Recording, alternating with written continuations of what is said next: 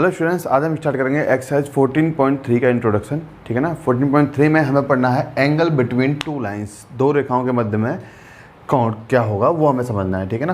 तो स्टार्ट करते हैं इसको। मान लो कि दो लाइन है हमारे पास, कि एक तो ये हो जाएगी आपकी L1, ठीक है ना, और कुछ एक ये हो जाएगी आपकी L2, हमने माना।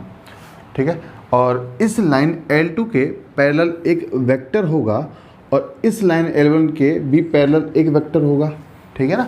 जिसकी हेल्प से हम क्या लिखते हैं, इस लाइन का इक्वेशन लिखते हैं। मान लो कि एक पॉइंट हमें यहाँ गिवन है जिसको हमने A1 कहा, और यहाँ पर एक पॉइंट हमें गिवन है जिसको हमने A2 कहा। ठीक है ना। Capital A1 and capital A2 हम बात कर रहे हैं, उसकी बात क्लियर हुई। ठीक है ना। अब इस लाइन L1 के पैरेलल जो वेक्टर है उसे हम B कहते हैं, लेकिन इस L1 के चलते इसको हम ले रहे हैं B1 वेक्टर। ठीक है ना। इस L2 के चलते हम इसको ले रहे हैं B2 वेक्टर। बात क्लियर हो गई। ठीक है ना। तो लिख रहे हैं यहाँ पर position vector of point A1, position vector of point A1 क्या हो जाएगा, A1 vector, and position vector of point A2 कितना हो जाएगा, A2 वेक्टर। ठीक है ना। पैरेलल वेक्टर की बात कर रहे हैं। किसकी बात कर रहे हैं, पैरेलल वेक्टर।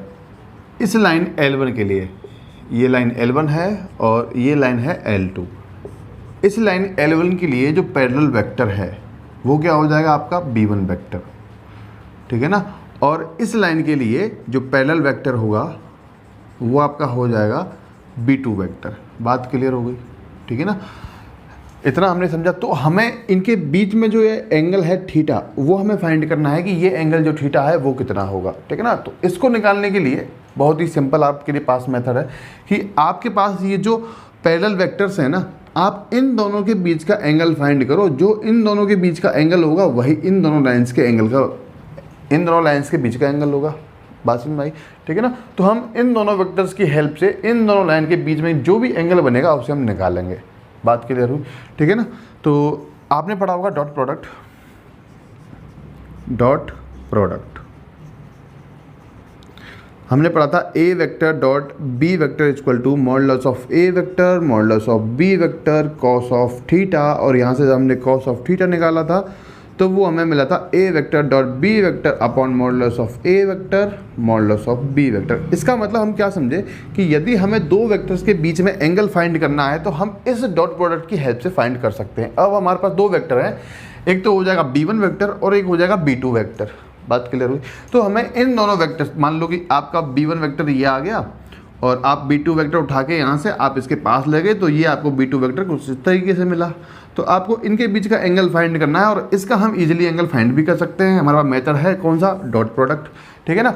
अगर इन दोनों वेक्टर्स के बीच में हमने एंगल फाइंड किया तो हम कह सकते हैं कि जो इन दोनों के बीच में एंगल होगा वही इसके बीच में एंगल होगा। ठीक है ना। इन दोनों लाइन्स के बीच में तो हम निकाल रहे हैं cos of theta with the help of B1 and B2 vector. बात क्लियर हुई। तो इस फॉर्मूले से क्या हो जाएगा, B1 vector dot B2 vector upon modulus of B1 vector modulus of B2 vector. अगर मान लो आपके पास किसी भी लाइन की वेक्टर इक्वेशन है, मान लो L1 की जो वेक्टर इक्वेशन है वो आपके पास है R1 vector equal to A1 vector plus lambda B1 vector, and L2 line की जो वेक्टर इक्वेशन है कौन सी लिख रहे हैं हम, वेक्टर इक्वेशन। तो आपके पास L2 की क्या है, R2 vector equal to A2 vector plus mu B2 vector, है ना। आपने एक तो कांस्टेंट लिया लैम्बडा और एक आपने कांस्टेंट ले लिया म्यू। तो यहाँ से आपको सिर्फ B1 और B2 जो वेक्टर होंगे उनकी हेल्प से ही आपको इन दोनों लाइन्स के बीच का जो एंगल है वो फाइंड करना है। तो B1 B2 की हेल्प से किस तरीके से निकालेंगे, आपके पास फॉर्मूला आ जाएगा ये, cos theta equal to B1 vector dot B2 vector upon modulus of B1 vector into modulus of B2 vector. बात क्लियर हुई। ठीक है ना। तो आपको किसी भी लाइन्स के बीच का एंगल अगर आपको निकालना है तो हम उनके जो पैरेलल वेक्टर्स हैं उनकी हेल्प से उस लाइन के बीच का एंगल फाइंड करते हैं with the help of cos theta equal to B1 vector dot B2 vector upon modulus of B1 vector and modulus of B2 vector. बात क्लियर हुई। ठीक है ना। तो जब हमारा वेक्टर इक्वेशन है तो हम इस वाले फॉर्मूले को काम में लेंगे। बात समझ में। अगर हमारे पास कार्टेशियन इक्वेशन है तो हम क्या करेंगे, समझेंगे उसको, पहले कॉपी करेंगे इसको। तो नेक्स्ट हम बात कर रहे हैं, अगर हमें कार्टेशियन इक्वेशन गिवन है तो हम किन्हीं भी दो लाइंस के बीच में जो भी एंगल बनेगा उसको किस तरीके से फाइंड करेंगे। तो सबसे पहले यहाँ पर हम लिख लेते हैं कार्टेशियन इक्वेशन। तो कार्टेशियन इक्वेशन क्या हो जाएगी, मान लो L1 की हम कार्टेशियन इक्वेशन लिख रहे हैं तो हो जाएगा x minus x1 upon a1 is equal to y minus y1 upon b2 is equal to z minus z1 upon c2, इस तरीके से। और L2 के लिए जो हम लिख रहे हैं तो मान लो कि जो a1 वेक्टर था उसके जो कोऑर्डिनेट्स हैं, इस पॉइंट के कोऑर्डिनेट्स हो गए आपके x1 y1 एंड z1, और इस पॉइंट के कोऑर्डिनेट्स हो गए आपके x2 y2 एंड z2, इस तरीके से। तो जो a2 वेक्टर होगा उसके अंदर कंपोनेंट्स आ जाएंगे x2 y2 एंड z2। तो क्या लिखेंगे, x minus x2 upon a2 a1 b1 c1 a2 b2 c2 क्या है ये आपके पास जो b1 वेक्टर है वो तो हो जाएगा आपका a1 i cap plus b1 j cap plus a1 b1 c1 plus c1 k cap, ठीक है ना। एंड जो b2 वेक्टर है वो हो जाएगा आपके पास a2 i cap plus b2 j cap plus c2 k cap. बात क्लियर हो गई, ठीक है ना। और आपको पॉइंट्स हमें लिख दिए, जो a वेक्टर का पॉइंट होगा a1 वो होगा x1 y1 z1 और a2 हमने माना x2 y2 z2। तो पॉइंट a1 का जो पोजीशन वेक्टर होगा वो होगा a1 वेक्टर, और पॉइंट a2 का जो पोजीशन वेक्टर होगा वो होगा a2 वेक्टर। बात क्लियर हो गई।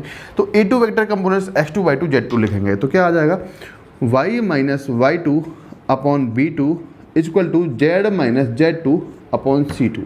तो ये आपने दो इक्वेशंस लिखी। बात क्लियर हो गई। b1 vector a1 b1 c1 a1 b1 c1, b2 vector a2 b2 c2 a2 b2 c2। तो आपको इन दोनों के बीच का जो एंगल है वो फाइंड करना है। तो देखो इस केस में भी जब आपको कार्टेशियन इक्वेशन गिवन में है तब भी आपको cos थीटा ही निकालना है। और cos थीटा किस तरीके से निकालेंगे भाई, क्या हो जाएगा a1 b1 c1 क्या होगा ये उस b1 वेक्टर के, देखो फॉर्मूला क्या होता है, फॉर्मूला होता है b1 vector dot b2 vector upon modulus of b1 vector modulus of b2 vector. तो आपके पास b1 वेक्टर नहीं है, आपके पास क्या है a1 b1 c1 है। तो आप क्या करोगे, इन कंपोनेंट्स का मल्टीप्लाई कर दोगे। b1 वेक्टर के जो कंपोनेंट्स हैं वो देखो यहाँ पर अगर मैं लिखूँ तो क्या हो जाएगा a1 i cap plus b1 j cap plus c1 k cap dot a2 i cap plus b2 j cap plus c2 k cap upon modulus of b1 vector. इसका मतलब under root of a1 square plus b1 square plus c1 square under root of a2 square plus b2 square plus c2 square, इस तरीके से। बस भाई आपने क्या किया, कॉस ऑफ थीटा लिया, आपने इन दोनों का मल्टीप्लाई किया, आपको ये मिला। जब आपने इनकी वैल्यूज रखी तो आपको ये मिला। और अगर मैं इसको और फर्दर सॉल्व करूँ तो आपको पता है आई कैप डॉट आई कैप होता है 1, आई कैप डॉट जे कैप होता है कितना 0। तो सिर्फ आई कैप वाले जे कैप वाले एंड के कैप वाले कंपोनेंट जो है उनका मल्टीप्लाई हो जाएगा। इसका मतलब देखो ध्यान से मुझे क्या मिलेगा, a1 a2 plus b1 b2 plus c1 c2 upon under root of a1 square plus b1 square plus c1 square under root of a2 square plus b2 square plus c2 square. तो आपके पास जब Cartesian equation होगी ना, जब आपको question में Cartesian equation given है किन्हीं भी दो लाइंस की, तो आप इस वाले फॉर्मूले को क्या करोगे, काम में लोगे। आपके पास a1 a2 b1 b2 c1 c2 ये सारी वैल्यूज हैं, मिल जाएंगी यहाँ पर। a1 b1 c1 मिल गए आपको, a2 b2 c2 मिल गए आपको। आपको सिर्फ ये वैल्यू उठा के इस फॉर्मूले में पुट करनी है और आपका जो एंगल होगा दोनों लाइंस के बीच में वो आपके पास आ जाएगा। बात समझ में आ गई, ठीक है ना। इतना प्रोसेस हमने किया इस फॉर्मूले को निकालने के लिए। और ये फॉर्मूला कब काम आएगा, जब आपके पास क्या है, कार्टेशियन इक्वेशन। बात समझ में। अगर आपके पास कार्टेशियन इक्वेशन गिवन है तब भी आप ये वाला फॉर्मूला अप्लाई कर सकते हो, है ना। वो हम समझेंगे क्वेश्चन में किस तरीके से करना है।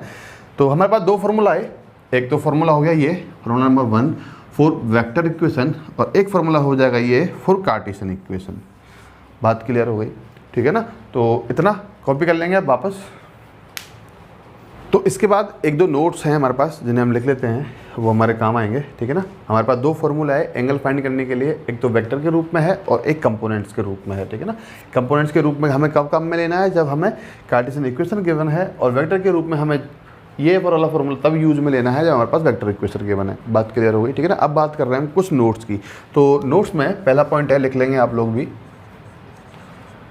पहला पॉइंट है कि if direction cosines of both lines are L1 M1 N1 and L2 M2 N2, ठीक है ना। Then cos of theta is equal to L1 L2 plus M1 M2 plus N1 N2।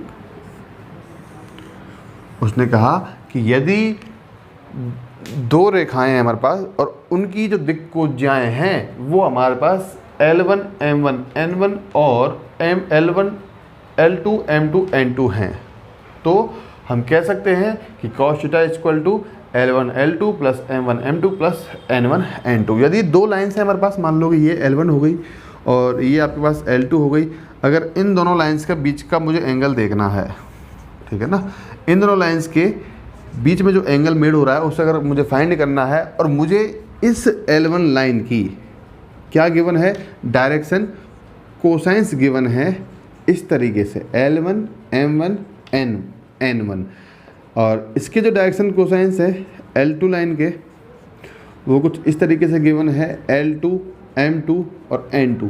तो इन डायरेक्शन कोसाइंस की help से मैं angle find कर सकता हूँ और फॉर्मूला हमारे पास हो जाएगा ये। बात क्लियर हो गई।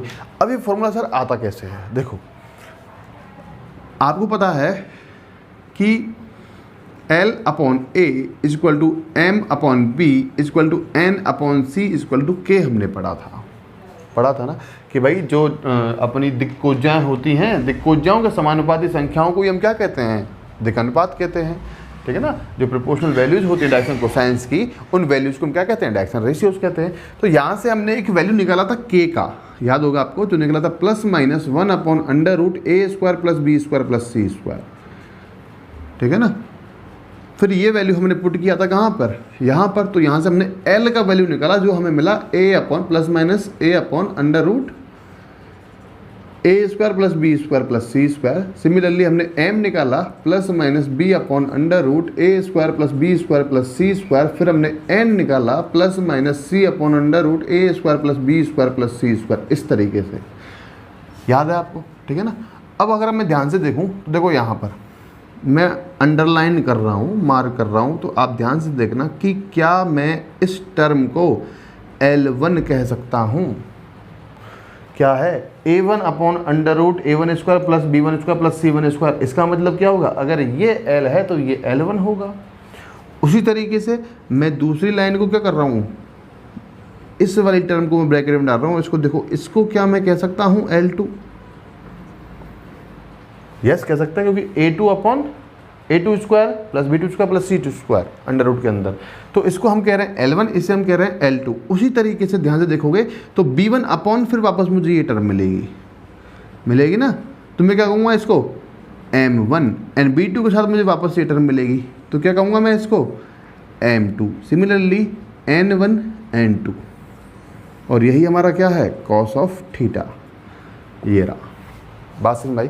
इसका मतलब हम कह सकते हैं कि अगर दो लाइंस की हमारे पास दिक्कोज्याएं हैं तो भी हम क्या निकाल सकते हैं, एंगल थीटा निकाल सकते हैं। किस तरीके से, इस तरीके से L1 L2 plus M1 M2 plus N1 N2। बात क्लियर हुई, ठीक है ना। तो फर्स्ट नोट तो था ये। अब बात करते हैं हम सेकेंड की, ठीक है ना, रफ कर रहे हैं इसको।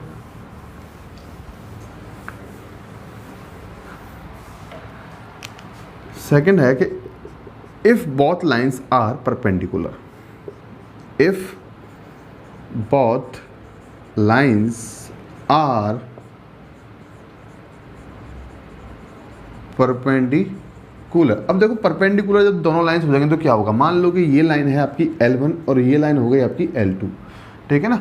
L2 है ये, C2 ना हो के L2। देखो इस लाइन L1 के पैरेलल एक वेक्टर होगा जिसको हम B1 वेक्टर कहते हैं, और इस लाइन के भी पैरेलल एक वेक्टर होगा जिसे हम B2 वेक्टर कहते हैं। बात समझ में आई। अब क्या इस B2 वेक्टर को मैं यहाँ इस लाइन के पैरेलल बना सकता हूँ, इस लाइन के पैरेलल ही बनाना है मुझे, तो क्या मैं यहाँ लिख सकता हूँ B2 वेक्टर? यस लिख सकते हैं। तो क्या अब B1 वेक्टर और B2 वेक्टर भी परपेंडिकुलर है? यस हैं। अगर दो लाइंस आपस में परपेंडिकुलर हैं तो उनके पैरेलल जो वेक्टर होते हैं ना वो भी आपस में क्या होते हैं? परपेंडिकुलर होते हैं। अगर परपेंडिकुलर होते हैं तो हम कह सकते हैं यहाँ पर कि B1 vector dot B2 vector equal to 0।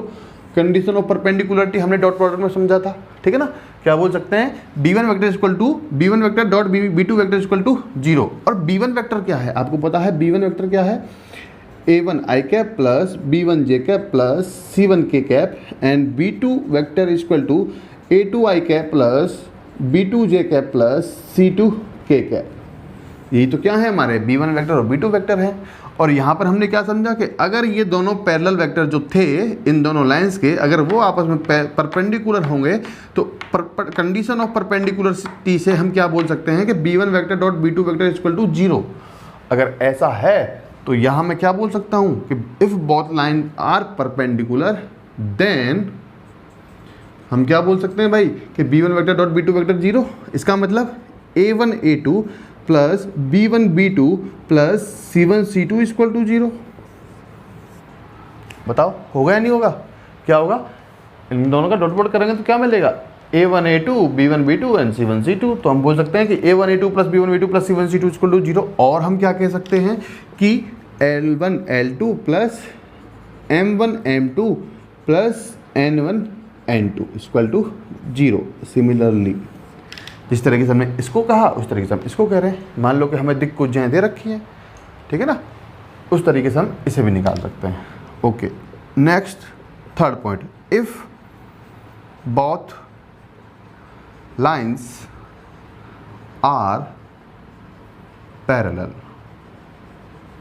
अगर दोनों लाइन क्या हो जाएं? एक दूसरे के पैरेलल हो जाएं। अगर ये L1 है तो ये L2 होगा, तो क्या मैं इस वेक्टर को B1 वेक्टर और इस वेक्टर को B2 वेक्टर कहूँगा?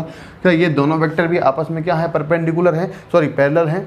यस हैं। अगर ये दोनों लाइंस पैरेलल हैं तो ये दोनों वेक्टर भी क्या हैं? आपस में पैरेलल हैं। और कंडीशन ऑफ पैरेललिज्म या कोलिनियरिटी में हमने क्या समझा कि हमें क्या मिलता है कि A1 upon A2 equal to B1 upon B2 equal to C1 upon C2।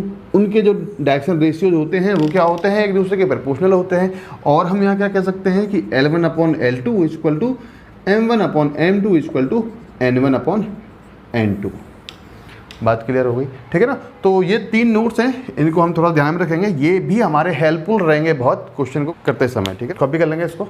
तो एंगल्स बिटवीन टू लाइंस के अंदर हम एक दो एग्जांपल्स हैं जिन्हें समझ रहे हैं कि किस तरीके से हमें क्वेश्चन में क्या मिलेगा और हमें कैसे उसको सॉल्व करना है, ठीक है ना। तो क्वेश्चन समझेंगे। एग्जांपल नंबर 10 है, find the angle between the pair of lines line 1 and line 2, ठीक है ना। तो सॉल्यूशन में सबसे पहले लिख लो आप L1 एंड L2।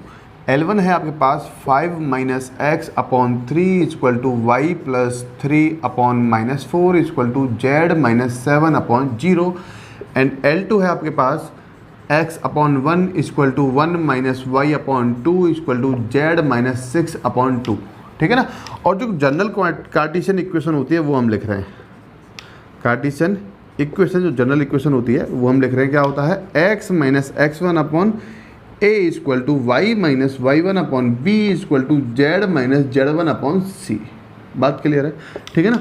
तो इस रूप में पहले हमें हर लाइन को कन्वर्ट करना है। अब देखो यहाँ पर दे रखा 5 माइनस एक्स, हमें चाहिए x माइनस x1। यहाँ पर दे रखा हमें x1 माइनस x, जो कि गलत है। तो सबसे पहले हमें इस कार्टेशियन इक्वेशन जो जनरल इक्वेशन है उसके रूप में इन दोनों लाइंस के इक्वेशन को कन्वर्ट करना है। उसके बाद में ही हम सॉल्व करेंगे, चाहे वो हमसे कुछ भी पूछे, हम उसके बाद में ही सॉल्व करना है उसे। पहले हमें L1 और L2 को इस कार्टेशियन इक्वेशन के रूप में चेंज करना है, ठीक है ना।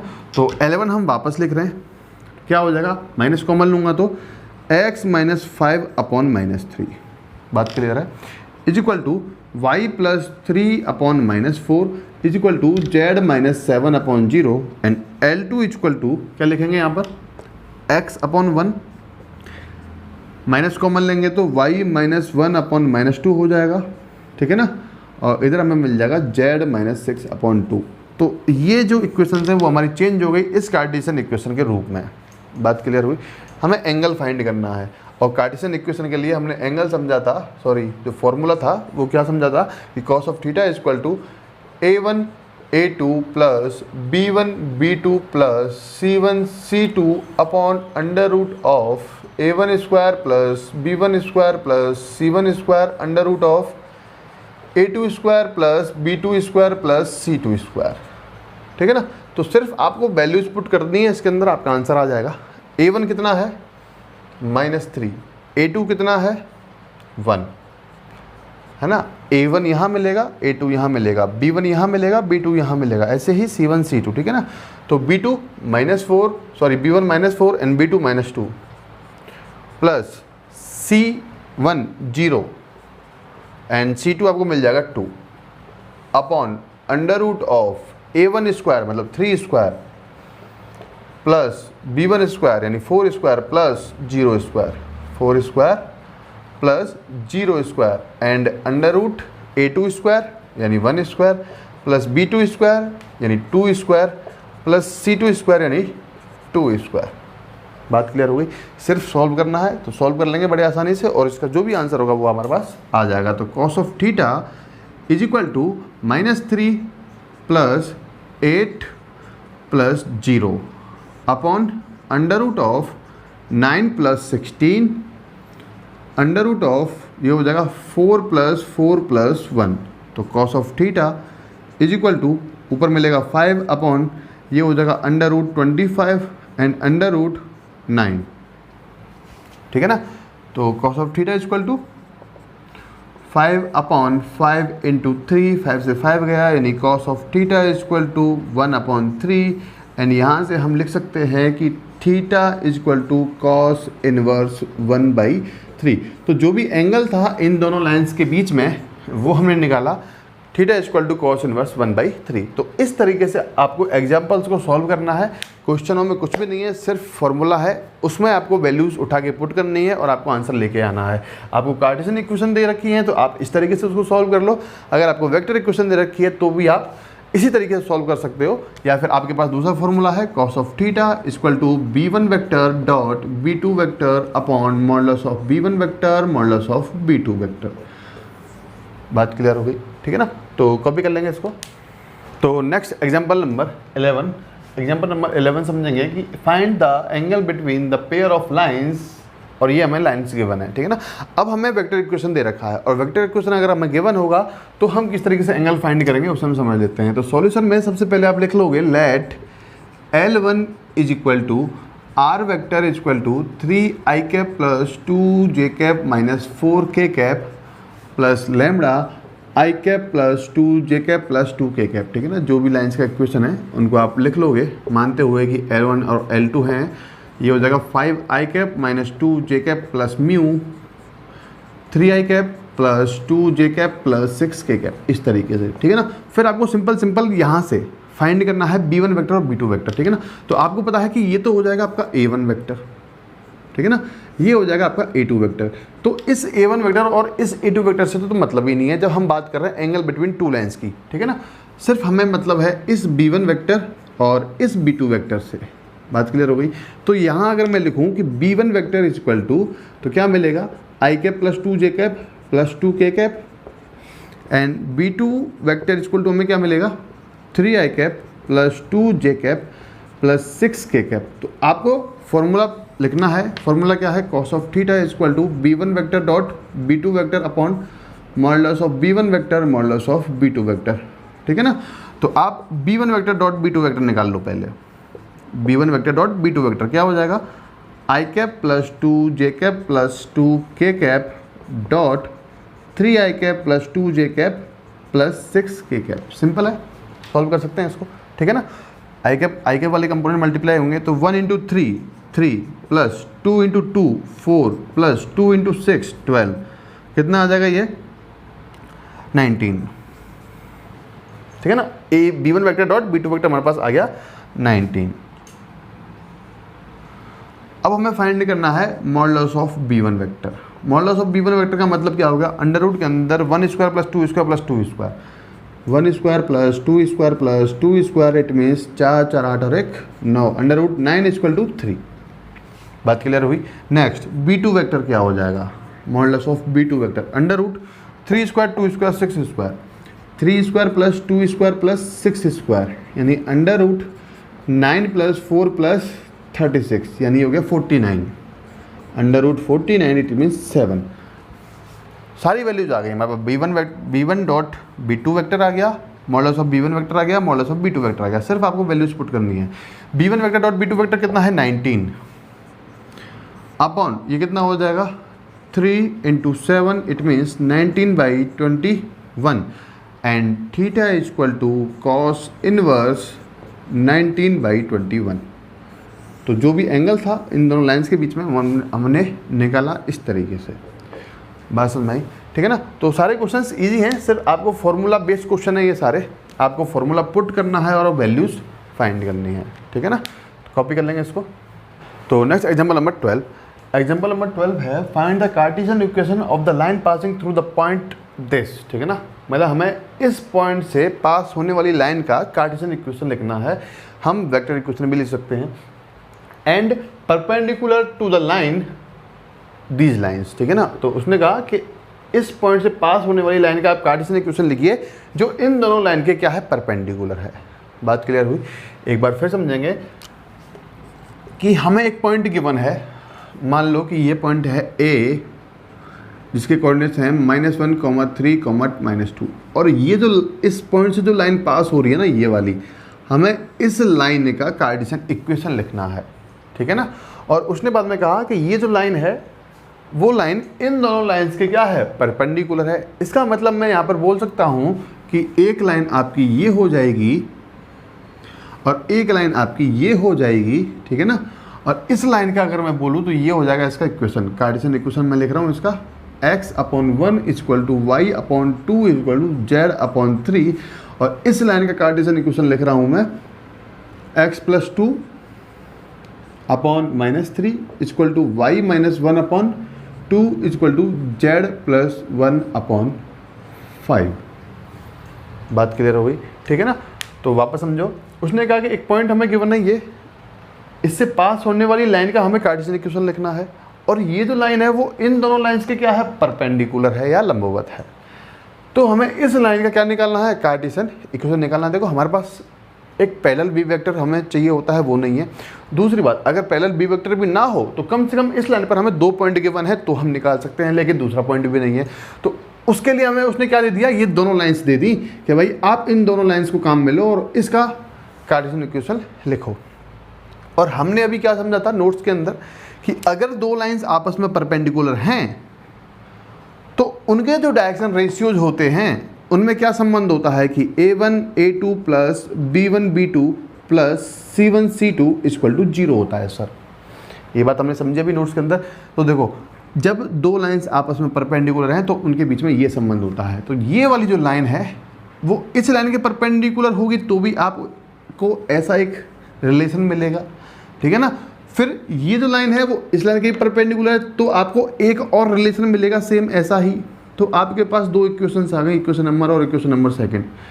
ठीक है ना, अब आपके पास अननोन हो जाएंगे 3 अननोन हो जाएंगे क्योंकि इसके जो डायरेक्शन रेशियोज हैं उन्हें मानेंगे। ठीक है ना, अभी समझेंगे उसको। तो 3 अननोन हो जाएंगे और 3 अननोन को निकालने के लिए हमारे पास कम से कम 3 इक्वेशन की जरूरत होती है, लेकिन यहाँ पर कितनी है 2।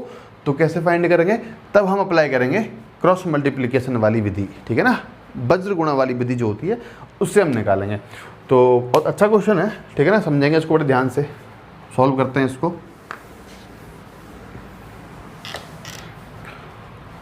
तो लिख रहे हैं गिवन पॉइंट लेट ए जो क्या हो जाएगा -1, 3 एंड -2 एंड L1 लाइन हमने माना इसी को, और ये हो जाएगी आपकी L2 लाइन और ये हो जाएगी आपकी L3 लाइन। तो L1 नहीं L2 हम लिख रहे हैं। L2 लाइन हमें गिवन है क्या है x/1 = y/2 = z/3। तो यहाँ पर मैं साथ के साथ लिख रहा हूँ directional ratios of line L2 क्या हो जाएंगे भाई, क्या हो जाएंगे 1, 2, 3 ये हो जाएंगे ना। मान लो कि ये आपका A हो जाएगा, ये हो जाएगा B और ये हो जाएगा C। तो डायरेक्शन रेशियोज क्या हो गए आपके 1, 2, 3। पहला वाला A के लिए, दूसरा वाला B के लिए और तीसरा वाला C के लिए। फिर हम लिख रहे हैं लाइन L3, और L3 क्या है, x plus 2/-3 equal to y minus 1/2 equal to z plus 1/5। तो डायरेक्शन रेशियोज हम लिख रहे हैं ऑफ लाइन L3, तो क्या हो जाएंगे -3, 2, 5। यहाँ तक बात क्लियर, ठीक है ना। अब हम मान लेते हैं कि लेट डायरेक्शन रेशियोज या दिक् अनुपात direction ratios of line L1 क्या हो जाएंगे भाई, A, B, C, ये हमने माना, ठीक है ना। अब जो क्वेश्चन कह रहा है कि ये जो लाइन है जो इस पॉइंट से पास हो रही है वो इन दोनों लाइन्स के क्या है, परपेंडिकुलर है। तो हम कह रहे हैं कि if L1 perpendicular to L2, ये दोनों परपेंडिकुलर हैं, देन इनके जो डायरेक्शन रेशियोज होंगे या डायरेक्शन रेशियोज में जो रिलेशन होगा वो क्या होगा कि then A1 A2 plus B1 B2 plus C1 C2 equal to 0 हम बोल सकते हैं, है ना, ऐसा बोल सकते हैं। तो क्या लिख रहे हैं, लाइन L1 का direction ratios A into A2 यानी लाइन 2 का डायरेक्शन रेशियोज क्या हो जाएगा, 1। बात क्लियर हुई। B1 लाइन L1 का डायरेक्शन रेशियोज क्या हो जाएगा, B, एंड लाइन L2 का डायरेक्शन रेशियोज क्या हो जाएगा, 2। उसी तरीके से हम लिख सकते हैं C इंटू 3 इक्वल टू 0, यानी हमारे पास आ गया A plus 2B plus 3C equal to 0, equation number first. बात समझ आई। अब हम क्या कह रहे हैं कि if L1 perpendicular to L3, क्या क्या हमने, ये L1 जो है वो L3 के भी क्या है, परपेंडिकुलर है। तो हमें क्या मिलेगा, A1 A3 plus B1 B3 plus C1 C3 equal to 0, ठीक है ना। Direction ratios of line L2 को हमने क्या माना यहाँ पर, A2, B2, C2, और इसको हमने क्या माना, A1, B1, C1। बात क्लियर हो गई, ठीक है ना। और जो लाइन L3 है उसके डायरेक्शन रेशियोज को हमने क्या माना, A3, B3, C3। बात क्लियर हो गई, है ना। तो A1 A3 plus B1 B3 plus C1 C3। अब A1 तो A है, A1 कितना है, A है, B1 कितना है, B1 कितना है, B है, और C1 कितना है, C है। अब सिर्फ A3 B3 C3 का वैल्यू यहाँ से हमें लेना है। तो क्या मिलेगा, A1 तो A मिल जाएगा और A3 क्या मिल जाएगा आपको, -3, ठीक है ना, प्लस ये B मिलेगा, B3 क्या मिल जाएगा आपको, 2, प्लस C1 C मिल जाएगा और C3 क्या मिल जाएगा आपको, 5 इज इक्वल टू 0। बात समझ, यानी हमें यहाँ से क्या मिल गया, -3A plus 2B plus 5C equal to 0, equation number second, ठीक है ना। तो इसके बाद हम फाइंड करेंगे कि आपके जो डायरेक्शन रेशियोज हैं वो कितने आ रहे हैं। A1 ABC जो है उनका वैल्यू निकालेंगे और फिर ABC आने के बाद में हम इस लाइन L1 का कार्टेशियन इक्वेशन लिखेंगे, ठीक है ना। तो पहले आप इतना कॉपी कर लेंगे, उसके बाद सॉल्व करते हैं इसको। तो हमारे पास से देखो दो equation I, equation number 1 and equation number 2। इन दोनों इक्वेशन से हमें ABC का वैल्यू फाइंड करना है और हम कर रहे हैं by cross multiplication, by cross multiplication, या आप कहो इसको वज्र गुणा विधि, ठीक है ना। क्या हो जाएगा, A अपॉन करेंगे इक्वल टू B अपॉन करेंगे इक्वल टू C अपॉन करेंगे, ठीक है ना। A के नीचे A वाले कोफिशिएंट छोड़कर B और C वाले कोफिशिएंट आएंगे, B के नीचे B वाले कोफिशिएंट छोड़कर C और A वाले आएंगे, और C के नीचे C वाले कोफिशिएंट छोड़कर A और B वाले आएंगे। समझेंगे किस तरीके से, जब आपको A के अपॉन में लिखना है तो आप लिखोगे B से 2, 2, 3 एंड 5। बात क्लियर हुई। आपको जब B के नीचे लिखना है तो पहले आप B के बाद क्या आता है C, तो पहले आप C लिखोगे, 3, 5, फिर आप लिखोगे A के यानी 1 एंड -3। जब आपको C का लिखना है तो C के बाद क्या आएगा, वापस A, तो A1 से स्टार्ट करना है, तो 1 -3 एंड आपको मिलेगा 2, 2। इस तरीके से आपको लिखना है, ठीक है ना। फिर आपको क्रॉस मल्टीप्लिकेशन करना है, this into this minus this into this, जैसा हमने डिटर्मिनेंट में समझा था, this into this minus this into this, this into this minus this into this. तो क्या लिखेंगे, A upon 5 into 2 10 minus 3 into 2 6 is equal to B upon -3 3 -9 5 into 1 5 यानी -5 is equal to c upon 2 into 1 2 and 3 -3 into 2 -6 and minus plus 6, ठीक है ना। और ये मिलेगा आपको a upon 4 is equal to b upon -14 is equal to c upon कितना 8। Simply यहाँ पर आप देखो 2 से कैंसिल आउट हो जाएंगे, 2 से ये 2 टाइम, 2 से ये 7 टाइम एंड 2 से ये 4 टाइम, ठीक है ना। तो हम लिख सकते हैं a अपॉन 2, दिखाई दे रहा होगा आपको, इधर लिख लेते हैं। क्या लिख रहे हैं? a upon 2 is equal to b upon -7 is equal to c upon 4। इसका मतलब हम कह सकते हैं कि a इज इक्वल टू 2 मिलेगा, b is equal to -7 and c is equal to आपके पास आ जाएगा 4, ठीक है ना। बात समझ भाई। तो आपके पास जो डायरेक्शन रेशियोज थे लाइन L1 के वो आपके पास आ गए, ठीक है ना। अब आपको सिर्फ उस लाइन L1 का क्या लिखना है? इक्वेशन लिखना है, कार्टेशियन इक्वेशन। तो हम लिख रहे हैं Cartesian equation of line L1, ठीक है ना।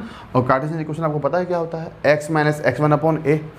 तो x तो रहेगा ही, माइनस x1 क्या होगा? जो पॉइंट a के कोऑर्डिनेट्स हैं वो x1 y1 z1 होते हैं। तो x1 क्या हो गया? -1 और माइनस क्या हो गया? प्लस अपॉन a कितना? 2। उसी तरीके से y माइनस y1 हो जाएगा 3 अपॉन b हो जाएगा -7 z माइनस z1 कितना है? -2 और माइनस प्लस 2 अपॉन c कितना? 4। तो ये आपके पास आ गई कार्टेशियन इक्वेशन, ठीक है ना। तो इस तरीके से आपको डायरेक्शन रेशियोज निकालने हैं और डायरेक्शन रेशियोज को निकालने के बाद में आपको इस तरीके से कार्टेशियन इक्वेशन लिखना है। अगर आप चाहो तो आप इसमें वेक्टर इक्वेशन भी ले सकते हैं। तो लिख देते हैं हम यहाँ पर वेक्टर इक्वेशन। वैसे ज़रूरत नहीं है, अगर क्वेश्चन पूछा है तो लिख दो, अगर नहीं पूछा है तो कंपलसरी नहीं है, आप लिखो उसको। क्या हो जाएगा? R vector is equal to a vector plus lambda b vector. A vector क्या हो जाएगा? पॉइंट ए का पोजिशन वेक्टर। क्या लिखेंगे? -i cap plus 3j cap minus 2k cap plus lambda into b vector, and b vector ये आ जाएगा 2i cap -7j cap plus 4k cap, इस तरीके से, ठीक है ना। तो आप चाहो तो उसमें वेक्टर इक्वेशन भी लिख सकते हो। बात समझ में आई, ठीक है ना। तो एक बार वापस समराइज करेंगे इस क्वेश्चन को। उसने क्या कहा कि एक पॉइंट से पास होने वाली लाइन का हमें कार्टेशियन इक्वेशन लिखना है, और वो जो लाइन है वो इन दोनों लाइंस के परपेंडिकुलर है। अगर परपेंडिकुलर है तो उनके डायरेक्शन रेशियोज में एक संबंध होगा, और वो क्या होता है कि a1 a2 plus b1 b2 plus c1 c2 equal to 0 होता है। डायरेक्शन रेशियोज के बीच में ये संबंध होता है अगर कोई दो लाइंस आपस में क्या है? परपेंडिकुलर हैं। तो इसकी हेल्प से हमने इस लाइन के डायरेक्शन रेशियोज निकाले। दो इक्वेशन बनी हमारे पास इस तरीके से, ठीक है ना। इसकी हेल्प से दो इक्वेशन बनी इस तरीके से। फिर इन दोनों इक्वेशन को सॉल्व करके हमने इस लाइन का जो डायरेक्शन रेशियोज थे वो हमने निकाले। और डायरेक्शन रेशियोज अगर हमारे पास आ जाएंगे तो हम उस लाइन का क्या लिख सकते हैं? कार्टेशियन और वेक्टर इक्वेशन दोनों ही लिख सकते हैं। बात समझ में आई, ठीक है ना। तो मोस्टली आपके जितने भी टाइप्स के क्वेश्चन थे, टाइप ऑफ क्वेश्चन जितने भी तरीके के थे इस एक्सरसाइज 14.2 में, वो हमने सारे यहाँ कवर कर लिए हैं, ठीक है ना। तो आगे देखते हैं क्या करना है, सॉल्व कॉपी करेंगे इसको। तो नेक्स्ट एक्सरसाइज 14.3 स्टार्ट करेंगे, ठीक है ना। 14.3 में सारे क्वेश्चन सिमिलर क्वेश्चन है, और जो थोड़ा सा डिफरेंट क्वेश्चन था वो हमने बोर्ड पे लिख दिया है, क्वेश्चन नंबर 3। बाकी सारे क्वेश्चंस आपको सॉल्व करने हैं, बिल्कुल सिमिलर क्वेश्चन है, आपसे सॉल्व हो जाएंगे, ठीक है ना। कहीं भी कोई भी दिक्कत नहीं आने वाली है, सिर्फ आपको सॉल्व करना है। तो क्वेश्चन नंबर 3 करेंगे, कह रहा है कि so that the line passes through the point this and this is perpendicular to the line passes through the point this and this. मतलब दो लाइन्स हैं, वो इन पॉइंट से होकर पास हो रही हैं, तो हमें ये शो करना है कि वो दोनों लाइंस परपेंडिकुलर हैं। बात क्लियर हुई। तो उन दोनों लाइंस को हम अलग अलग ले रहे हैं, ठीक है ना। देखो मानते हैं कि एक पॉइंट है ये जिसको मैंने A कहा 1 -1 2, और एक पॉइंट ये है जिसको मैंने कहा B, वो हो जाएगा आपका 3, 4, -2। तो एक लाइन पास हो रही है इन दोनों पॉइंट से, ठीक है ना। फिर एक पॉइंट ले रहा हूँ मैं ये 0, 3, 2 जिसको मैंने C कहा, और एक पॉइंट हो जाएगा ये जो 3, 5, 6 जिसको मैंने D कहा, और एक लाइन हो रही है इस CD से पास, ठीक है ना। इस तरीके से क्वेश्चन में कुछ और कह रहा है, हम कुछ और बना रहे हैं, ठीक है ना। वो कह रहा है परपेंडिकुलर, हम इनको बना रहे हैं पैरेलल। हमें नहीं पता अब ये परपेंडिकुलर है या पैरेलल है, हमें तो सिर्फ लाइन ड्रॉ करी आपको समझाने के लिए कि इस तरीके से दो पॉइंट दे रखे हैं, जिनसे एक लाइन पास हो रही है, और फिर 2 पॉइंट इस तरीके से दे रखे हैं जिनसे एक लाइन ये वाली पास हो रही है। तो हमें फाइंड करना है कि ये दोनों लाइंस आपस में परपेंडिकुलर हैं या नहीं है, ठीक है ना। तो सबसे पहले लाइन का इक्वेशन हम लिख लेते हैं, या आप चाहो तो परपेंडिकुलरिटी अगर हमें देखनी है तो लाइन का इक्वेशन तो उसने कहा नहीं, तो आप चाहो तो इनके डायरेक्ट आप क्या निकाल लो, डायरेक्शन रेशियोज, ठीक है ना। और डायरेक्शन रेशियोज सिंपली आप निकाल सकते हो x2 minus x1, y2 minus y1 and z2 minus z1 करके। ये हमने समझा था कि डायरेक्शन रेशियोज क्या होते हैं। तो सिंपली हम लिख रहे हैं कि सॉल्यूशन में let line L1 passes through the point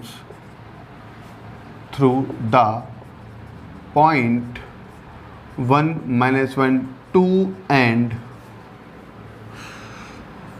3, 4, -2, ठीक है ना। मैं ये रफ कर रहा हूँ, आपके समझ में आ गया होगा, ये मैं दोनों ही रफ कर रहा हूँ, ठीक है। And next line L2 passes through the point, हमने लिख लिए 0, 3, 2 एंड 3, 5, 6, ठीक है ना। हमें लाइन के कुछ लिखने की जरूरत नहीं है, सिर्फ हमें डायरेक्शन रेशियो निकालना है, क्योंकि उसने पूछा है क्या कि so that the line passes through the point this and this is perpendicular to the line passes through this and this, ठीक है ना। तो हमें सिर्फ डायरेक्शन रेशियोज की जरूरत है। तो हम लिख रहे हैं direction ratios of line L1, है ना। और डायरेक्शन रेशियोज हमें निकालने का, अगर 2 पॉइंट से कोई लाइन पास हो रही है तो डायरेक्शन रेशियो निकालने का हमने क्या समझा था कि x2 minus x1, y2 minus y1, z2 minus z1, है ना, माइनस माइनस। तो ये हमारे डायरेक्शन रेशियो होते हैं। इसको मैं कहता हूँ a, इसे मैं कहता हूँ b, इसे मैं कहता हूँ c, इस तरीके से, ठीक है ना। तो हम लिख रहे हैं डायरेक्शन रेशियोज, क्या लिख रहे हैं, direction ratios of line L1, ठीक है ना।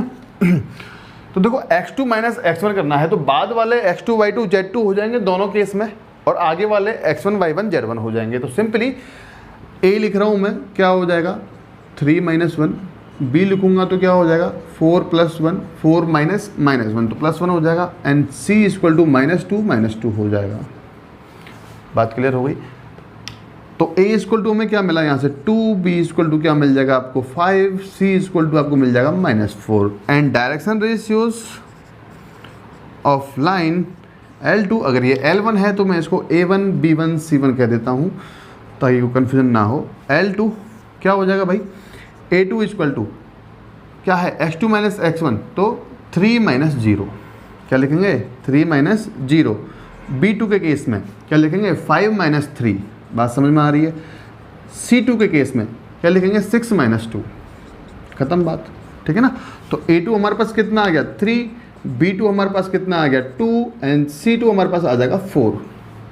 तो A1 B1 C1 आ गए, एंड A2 B2 C2 आ गए बाई कंडीशन ऑफ परपेंडिकुलरिटी। क्या लिख रहे हैं हम, कहाँ लिखे हैं, इधर लिख लेते हैं, बाई कंडीशन ऑफ